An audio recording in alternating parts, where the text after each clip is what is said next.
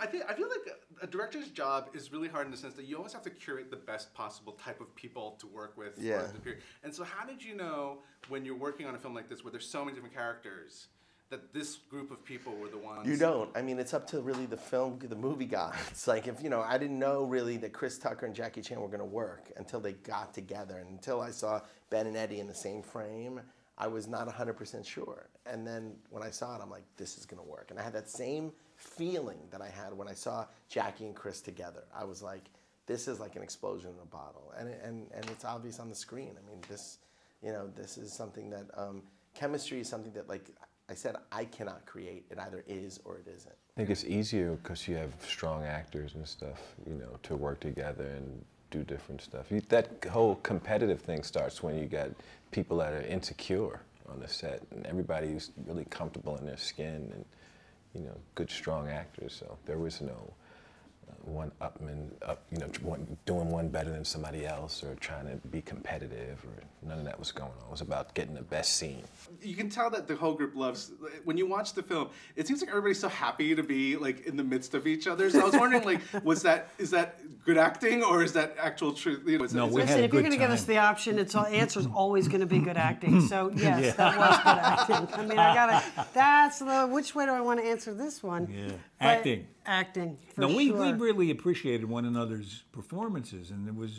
But we don't actually get along. No, this is acting. Yes, this is. Oh, it's so hard. It's like every day getting up. I got to go to set and be with Al and Alda today.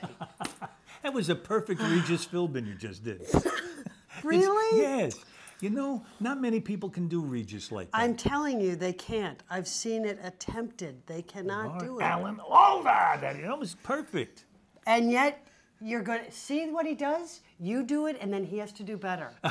This is like the whole movie. I would do that, and then he would do better. I'm actually playing a female FBI agent in my next movie. I mean, can you believe this stuff? It's unbelievable. I just think there are some things she did well, but I can do them a little better. Yeah, I know. It's every role that you're going to play, Alan is going to be playing it in the next one. Yes.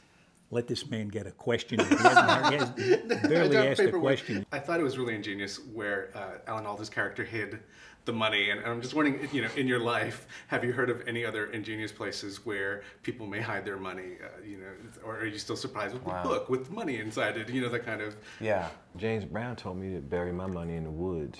He told me to bury your money in the woods because the government will take your money.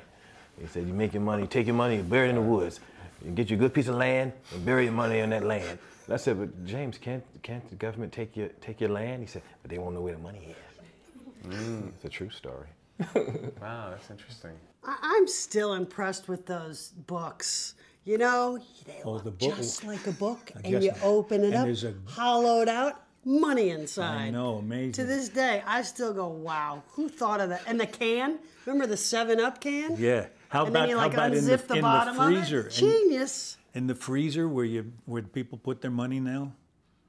And wouldn't that be the... What? Yeah, I think that's probably the first place that a robber would go, is the freezer. The freezer? The freezer. I think that's genius. I would put it in the freezer. Now I'm not going to put it in the freezer.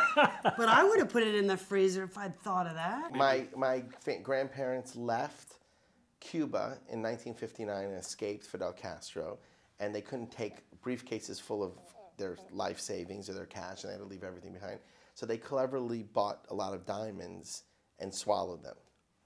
So that was personal, very personal for me. It'll probably end up in a movie one day, or maybe you've seen it in a movie.